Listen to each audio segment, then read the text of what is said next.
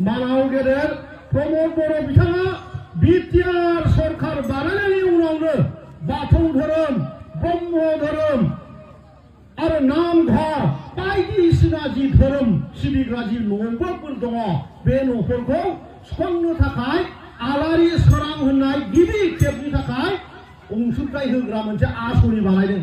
जोङो सरकारि अनुष्ठानफोरखौ नेयाबा गासिबो जेरै मालाय धोरोमा लाव ओंखारजेनबाबो दाउनिफ्राय दाउदै ओंखारजेनबाबो 10 थाखाबाबो बे ओंखारजेननाय दाउदैखौ फाननानैबाबो 10 थाखाबाबो धोरोम फोसावनायनि नामाव बा धोरोमफोरनि न'फोरखौ साबगा हामगा खालामनायनि नामाव होयो।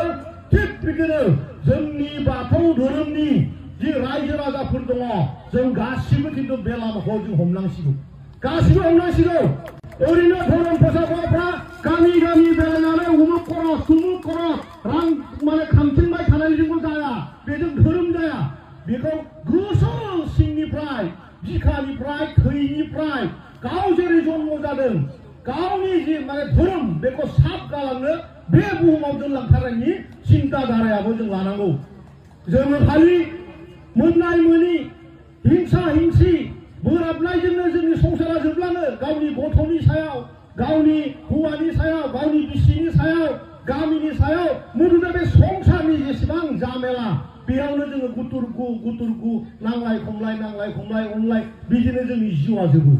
दा बै समखिनिखौबो धोरोमनि नामाव दसे इसेबाबो जाहाथे जोङो दान होलायो। बेबायदि जि कालचार जिबायदि माने हुदा बेबायदि हुदाफोरखौ जोंनाव लाबोनांसिगौ।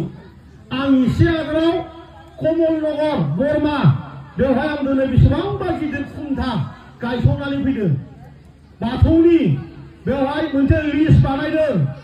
बेवहाय खुन्थाया जागोन 32टा।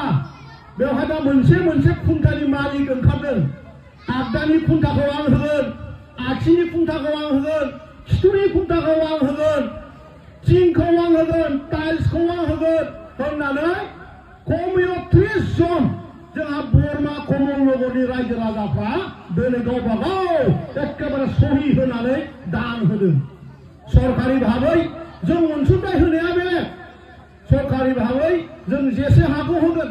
बेखायनो रायजो राजा नोंथांमोन जोङो फैगौ समाव जोंनि जि धोरोम बाथौ धोरोम बेखौ जोङो जोंब्लाव माब्लाव खालामनायनि थाखाय गासिबो जाहाथे आवगायबोयो। आं दिनै बेखौ नोंथांमोननिसिम हाजार आङो माने आरज गाबदों बयबो आवगायबो। अब्लासो जोंनि न'खरावबो जोंब्लाव फैगोन, जोंनि न'खरावबो बेफोर नांब्लांजोबहैगोन। खारन जि जायगायाव जोङो सिबियो बे जायगाया जुदि गोथार, बे जायगाया जुदि साफा थायोबा अब्ला बे गावनि जिउआवबो नांफैयो, गावनि गोसोआवबो फहर जाफैयो। जेरै बाथौआव हाबखांनायनि उनाव सानसे बेसे गोसोआ स्रां मोना आब'मोन।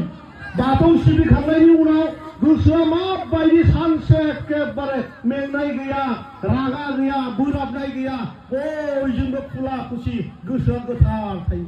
बेखायनो जि जायगाखौ सिबियो बे जायगाखौ जोङो समायना रमायना खालामनांगौ।